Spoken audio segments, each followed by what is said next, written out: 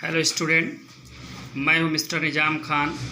आज हम आपको पढ़ाएंगे फिजिक्स के बारे में। फिजिक्स का पहला चैप्टर है विद्युत आवेश एवं क्षेत्र। इसके अंतर्गत सबसे पहले हम आपको पढ़ाएंगे स्थिर वैद्युतिकी के बारे में, इलेक्ट्रोस्टैटिक। स्थिर वैद्युतिकी क्या है? स्थिर वैद्युतिकी दो वर्ड्स से मिलकर के बना हुआ है, इलेक्ट्रो प्लस स्टैटिक। इलेक्ट्रो का अर्थ होता है आवेश, स्टैटिक का अर्थ होता है स्थिर। यदि इसकी परिभाषा बनाई जाए तो विज्ञान की वह शाखा जिसके अंतर्गत स्थिर आवेशों का अध्ययन किया जाता है। इसके बाद हम आपको पढ़ाएंगे विद्युत आवेश के बारे में, इलेक्ट्रिक चार्ज क्या होता है।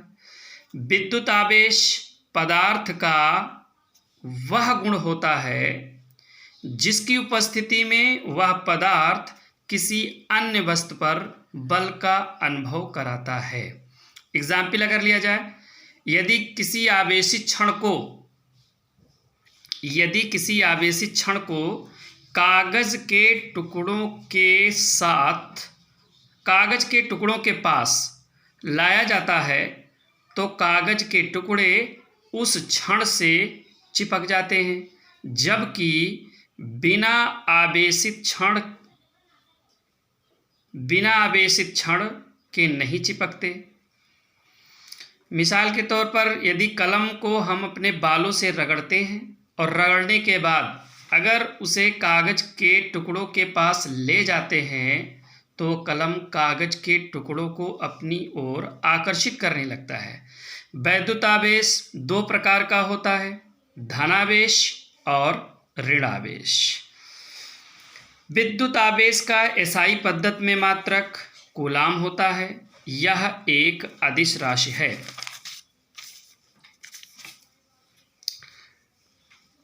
आवेश बराबर धारा गुणा समय, Q = I × T।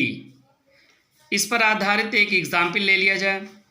यदि किसी तार में 4 कूलाम आवेश 2 सेकंड के लिए बहता है तो धारा का मान ज्ञात कीजिए।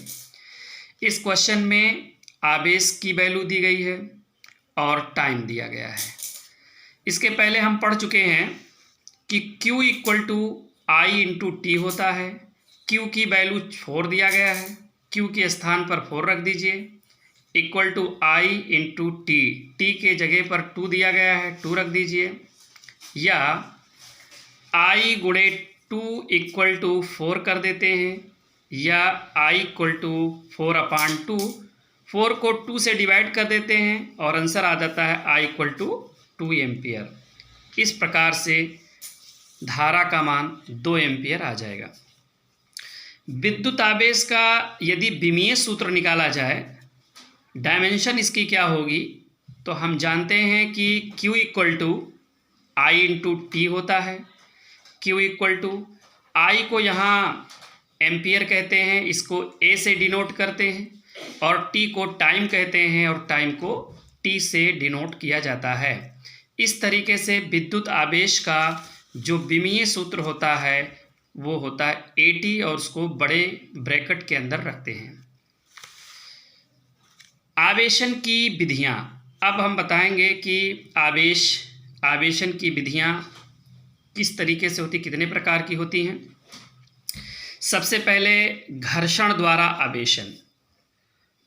आवेशन की इस विधि में दो पदार्थों को आपस में रगड़कर दूर दूर ले जाते हैं, जिससे दोनों पदार्थ अलग अलग प्रकृति तथा समान परिमाण का आवेश उत्पन्न हो जाता है।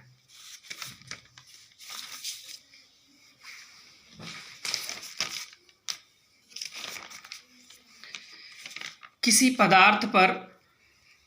पदार्थ पर धनात्मक प्रकृति का आवेश तथा किस पदार्थ पर ऋणात्मक प्रकृति का आवेश उत्पन्न होगा, यह पदार्थ के गुणधर्म पर निर्भर करता है।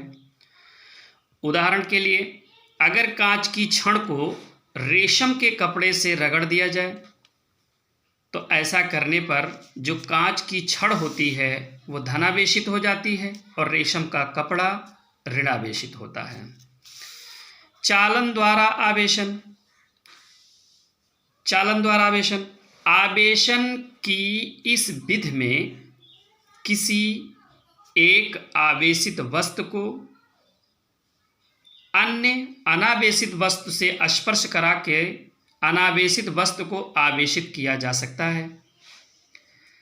जबकि प्रेरण द्वारा आवेशन में क्या होता है, यदि किसी आवेशित वस्तु को किसी अनावेशित वस्तु के समीप बिना स्पर्श किए लाया जाए तो आवेशित वस्तु की पास वाली सतह पर विपरीत आवेश एवं दूर वाली सतह पर समान प्रकृति का आवेश उत्पन्न हो जाता है।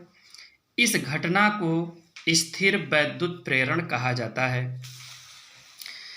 यहाँ चित्र में देख लीजिए, यहाँ पर एक ये आवेशित छड़ दी गई है जिस पर प्लस आवेश है और ये एक गोला है चालक जो अनावेशित है। अगर इस आवेशित छड़ को इस अनावेशित छड़ के पास ले जाते हैं तो अनावेशित छड़ के पास वाली जो सतह होती है, ये वाली सतह, इस जगह पर ये ऋणावेशित हो जाती है और इसकी ये जो दूर वाली सतह है ये धनावेशित हो जाती है। जो आवेशित क्षण होती है उस पर मान लीजिए Q कूलाम का आवेश होता है और जिस चालक पर आवेश आता है उसको मान लेते हैं Q डैश, उस पर आवेश आता है। ये दोनों आवेश कभी भी इक्वल नहीं हो सकते हैं। That is Q is not equal to Q dash. एक गोले को प्रेरण द्वारा कैसे धनावेशित कर सकते हैं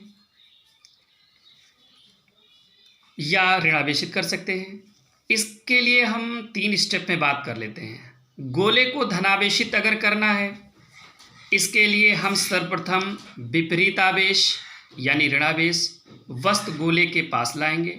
जैसा कि आप चित्र में देख रहे हैं, यह एक ऋणावेशित क्षण है और यह एक अनावेशित क्षण है या गोला है मान लीजिए।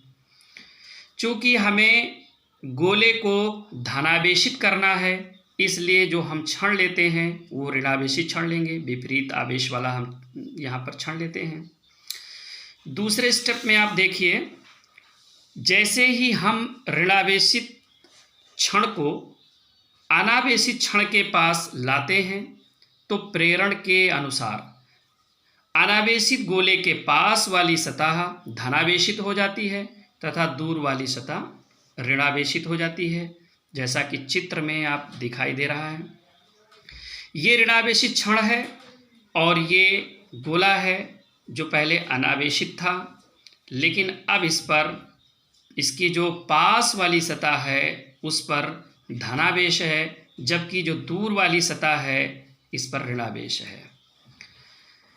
स्टेप तीसरे में आप देख लीजिए, चूँकि चूँकि अब गोले पर धनावेश तथा ऋणावेश दोनों है, अतः ऋणावेश को हटाने के लिए गोले को भूसंपर्कित करना पड़ेगा और ये भूसंपर्कित जो ऋणावेश तल पर करेंगे, जिस तल पर ऋणावेश है वहीं पर हम भूसंपर्कित करेंगे, जैसा कि चित्र में यहाँ पर दिखाया गया है। ये हमारी आवेशित क्षण थी, ये इसकी पास वाली सतह है, ये इसकी दूर वाली सतह है। पास वाली सतह पर धनावेश है, दूर वाली सतह पर ऋणावेश है। ऋणावेश वाले तल को हमने अर्थिंग दे दिया है, इसको अर्थ से कनेक्ट कर दिया है। चूँकि पृथ्वी का जो वोल्टेज होता है वो 0 होता है, जब हम इसको अर्थ से किसी चालक द्वारा अर्थ से इसको कनेक्ट करते हैं तो इसके जो बाह्य तल में इलेक्ट्रॉन होते हैं वो पृथ्वी के अंदर चले जाते हैं और उसके बाद जो भूसंपर्कित क्षण होती है उसको हम चालक से हटा लेते हैं, गोले से हटा लेते हैं, जिससे गोला हमारा धनावेशित हो जाता है।